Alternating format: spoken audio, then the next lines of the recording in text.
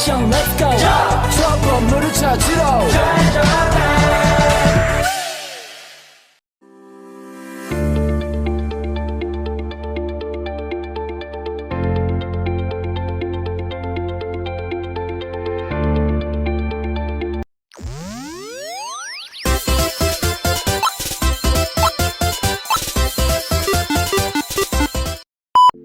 Assalamualaikum warahmatullahi wabarakatuh. Perkenalkan, nama saya Zara Fania Pradiva dari kelas manajemen 22B dengan NPM 224111112. Di sini saya akan menjelaskan mengenai ruang lingkup manajemen keuangan. Langsung saja kita ke slide-nya. Terdapat 6 poin yang akan saya bahas. Yang pertama, pengertian manajemen keuangan. Yang kedua, fungsi manajemen keuangan. Yang ketiga, peran manajemen keuangan. Yang keempat, ruang lingkup manajemen keuangan. Yang kelima, tujuan manajemen keuangan.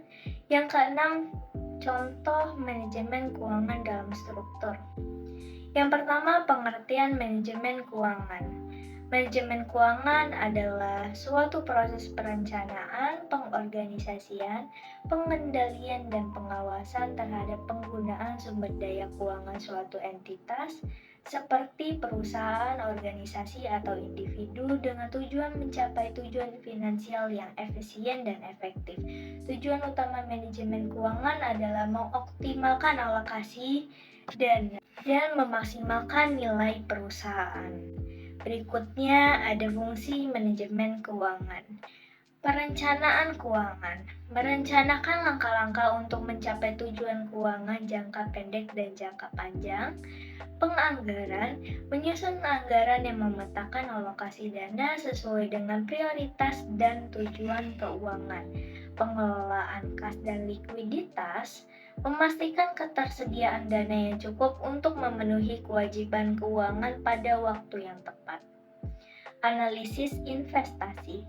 Menganalisis potensi investasi, memilih investasi yang sesuai dan mengelola portofolio investasi dengan efisien. Pembiayaan. Menentukan sumber pembiayaan terbaik, baik melalui utang, ekuitas, atau instrumen keuangan lainnya. Pengelolaan risiko, mengidentifikasi dan mengelola risiko finansial yang mungkin timbul dari operasi bisnis atau fluktuasi pasar. Manajemen aset mengelola aset perusahaan termasuk keputusan tentang akuisisi, penjualan, atau perawatan aset. Dan yang terakhir ada pajak dan kepatuhan perpajakan, memastikan pemenuhan kewajiban pajak dan merencanakan strategi perpajakan yang optimal. Selanjutnya ada peran manajemen keuangan.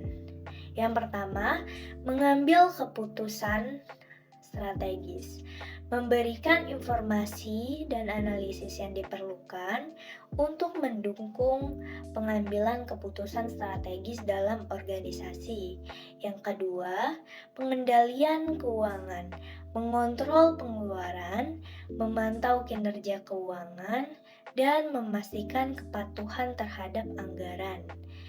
Yang ketiga, ada pengelolaan risiko finansial, mengidentifikasi, mengukur, dan mengelola risiko yang terkait dengan keuangan perusahaan. Yang keempat, perencanaan pajak, mengelola aspek perpajakan bisnis untuk meminimalkan beban pajak dan mematuhi hukum pajak yang berlaku. Kelima ada pengelolaan hubungan keuangan, berinteraksi dengan pihak-pihak eksternal seperti investor, kreditur, dan lembaga keuangan. Dan yang keenam, pengawasan pelaksanaan, memastikan bahwa kebijakan dan prosedur keuangan dijalankan sesuai dengan rencana dan standar yang telah ditetapkan. Yang ketujuh ada pengembangan dan pemeliharaan sistem keuangan, mengembangkan infrastruktur dan sistem keuangan yang efisien untuk mendukung kegiatan keuangan perusahaan. Next, ruang lingkup manajemen terbagi menjadi 3, yaitu yang pertama, financial decision, menentukan keputusan keuangan.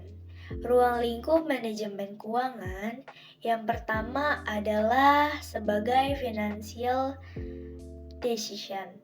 Untuk menentukan keputusan finansial, keputusan manajemen keuangan berhubungan dengan pengelolaan dan peningkatan keuangan yang modalnya berasal dari berbagai sumber. Keputusan manajemen keuangan dalam urusan finansial meliputi cara mendapatkan modal dan mengeluarkan biaya untuk operasional. Yang kedua ada investment decision, manajemen keputusan investasi. Keputusan investasi termasuk dalam investasi dalam aset tetap atau disebut sebagai penganggaran modal. Kegiatan investasi dalam aktiva lancar juga adalah bagian keputusan investasi dalam manajemen keuangan. Kegiatan ini juga biasa disebut sebagai keputusan modal kerja. Keputusan investasi manajemen keuangan berhubungan dengan bagaimana perusahaan memanfaatkan aset untuk mencapai tujuannya. Yang ketiga, ada dividend decision, keputusan pembagian saham. Ruang lingkup manajemen keuangan yang terakhir adalah membuat keputusan pembagian saham. Manajemen keuangan akan menentukan berapa besar dana yang dikembalikan atau dibagikan ke para pemegang saham.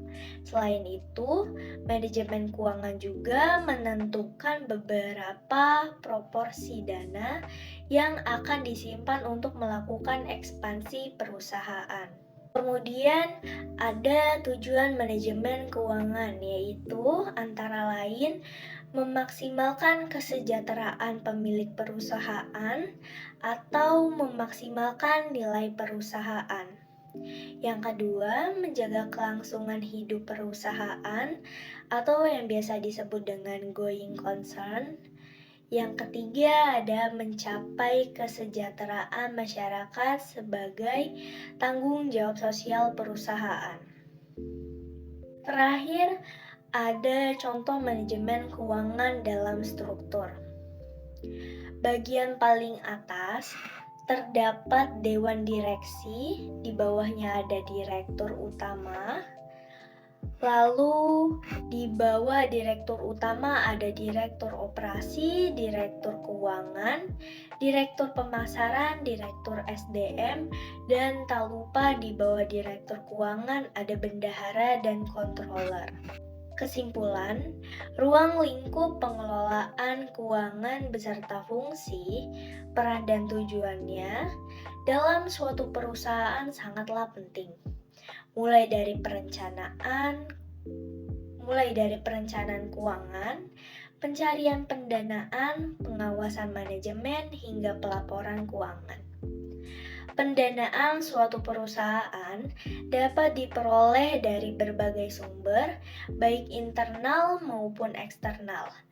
Modal bisa berasal dari dana perusahaan, atau pinjaman, atau investasi dari pemegang saham. Setelah dana diperoleh, perusahaan akan mengubah dana tersebut menjadi aset.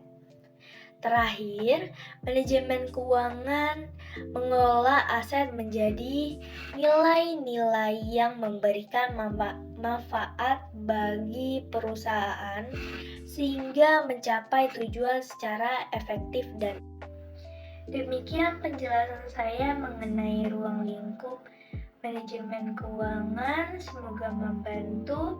Mohon maaf apabila ada salah kata. Saya akhiri. Wassalamualaikum warahmatullahi wabarakatuh.